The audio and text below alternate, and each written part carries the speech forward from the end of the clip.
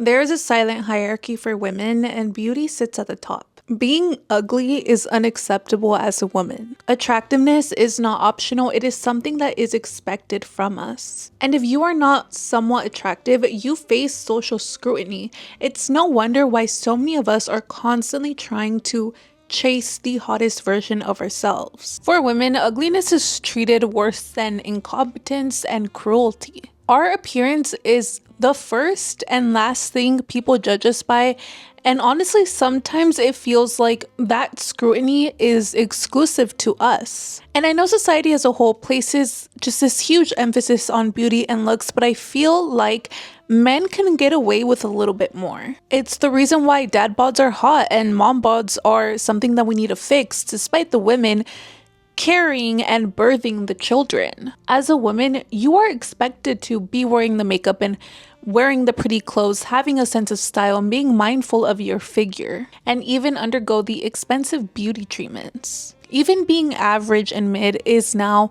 frowned upon. I mean, even a woman's achievements never really outrank her appearance. Like, you could literally cure cancer and I guarantee you they will still talk about your looks. We have so many female celebrities that cannot gain more than 5 pounds without it becoming a headline of a freaking magazine or a headline of an article. Scientists and even astronauts like Suni Williams are constantly being ostracized for their appearance. I mean, I've seen so many comments of like people calling Harriet Tubman mid. What? Praise for any achievement is conditional on still being visually appealing. It doesn't matter what you do. I mean, it feels like an attractive woman is forgiven for pretty much anything except aging. Brooke Shields, need I say more? She is the perfect example of this. Heavily criticized online now because she doesn't look as like socially acceptable and is not the epitome of beauty now like she was when she was 12. There's this expectation that women must stay desirable forever. Like, beauty is really positioned as a personal responsibility, and when you are ugly or just not up to par with the current beauty standards, you are deemed as lazy, like you lack self-respect and self-love. And can't forget about discipline. This pressure is exhausting. It's isolating and it quietly is shaping women's lives. It comes with this huge mental load of constant self-surveillance. Always making sure you look good and put together, and like your makeup is on point and your skin isn't dry and your concealer is increasing, and oh my god, that bulge of fat isn't seeping out. That this takes away energy that can and should be used for joy, creativity, creation, and ambition. It's funny because I was listening to this podcast about it was just with like 2 female CEOs, female business owners. They both own like this 6-figure business. It's incredible what they've been able to do, truly. But there was a segment on why your appearance matters, why you should dress like a CEO. Like, a big talking point was appearance. You need to do your makeup, you need to wear the nice jewelry, you need to have a sense of style, you need to dress like a boss. And they made this point because I'm sure we've all heard the story of Steve Jobs saying, you know, like he reduced a lot of like energy by simply just wearing a black shirt every single day, just like that one go-to outfit. He would just rinse and repeat, right? Wear it every day. That way he didn't have to think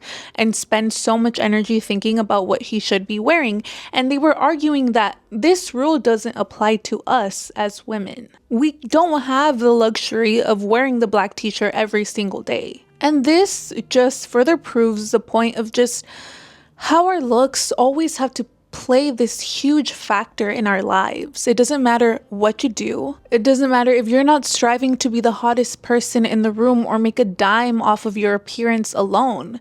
You still have to look the part. I'm sure we've all seen those interviews in like the red carpets when the women are like, what are you wearing?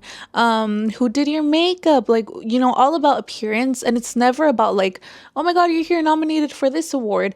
No, it's always like, you look so good. What are you wearing? And the men are rarely asked these type of questions. And so it's no longer about wanting to be attractive, wanting our beauty to be like a talking point. It's about the fact that it's forced onto us. So how do we push back? I think this is where the conversation gets a little bit uncomfortable, because I am not going to sit here and convince you that you look beautiful no matter what you wear. You look beautiful every single day.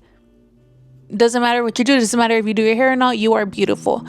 This may be controversial, but I do not think that you and I are beautiful all the time. Sometimes you are ugly. Sometimes I am ugly. And that is not a moral failing. Accepting the way that you look doesn't mean that you are constantly romanticizing it, or that you are lying to yourself, that you feel a certain way when in reality you don't. Accepting yourself can simply be allowing yourself to admit that I don't look good today, and being okay with that. Because the truth is, looking busted sometimes does not mean that you are inherently ugly, and it does not mean that you failed. It simply means that you are human and that you have a face and a body that exists across time. You are ugly sometimes, and you are beautiful other times. And self-acceptance, self-love, self-respect, self-care,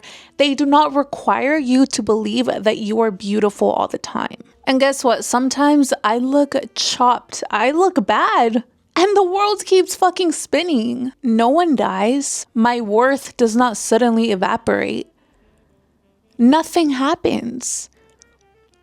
There were so many moments in my life where like I didn't go to school because I felt too ugly.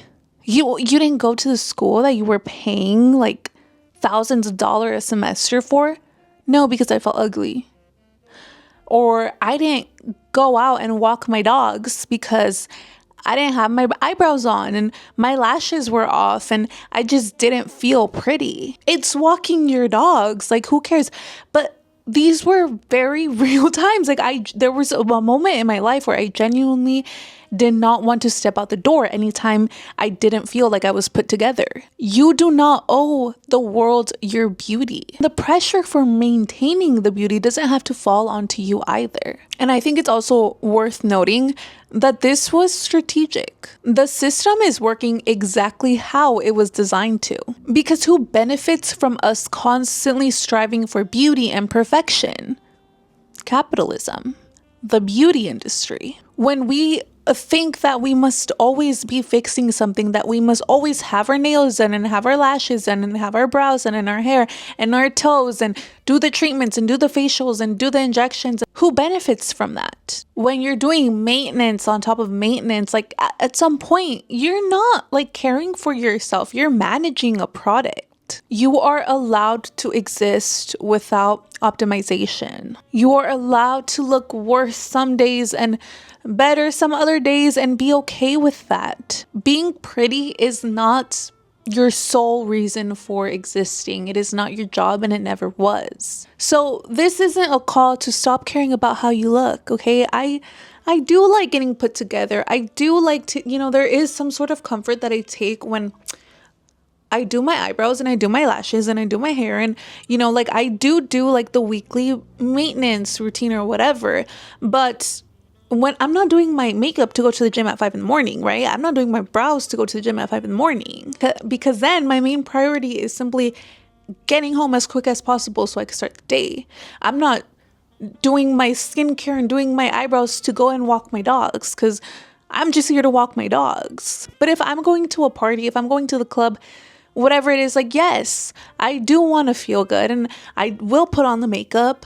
I will do my hair.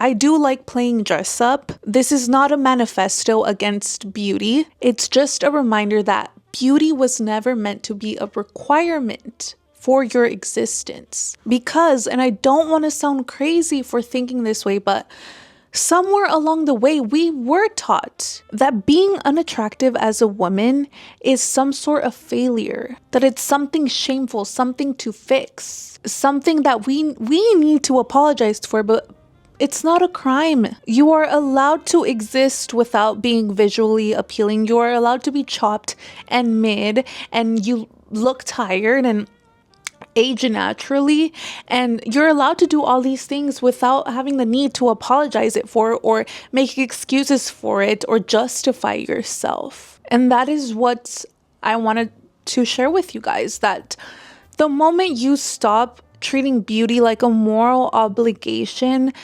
life becomes a little bit more freeing. You gain back your time, you gain back your energy. I gained back my confidence. That's the funny thing too. When I started just accepting myself for who I was and accepting the fact that, yeah, sometimes I looked ugly, I got so much more confident. And I don't know if it's because I truly just gained that I do not give a fuck mentality, or if it's because I took off loads of pressure to always be, like looking my best. But I just feel so much more relieved, and I'm truthfully living a better existence when I started accepting this. So women, you, me, we are allowed to exist without being beautiful. And that was all that I wanted to say. Thank you so much for listening to me rant, tuning in to this episode. I hope it inspired you to just be more accepting of yourself. Be more accepting of the fact that, yeah, sometimes you look bad. Who gives a fuck? But yeah, until next time.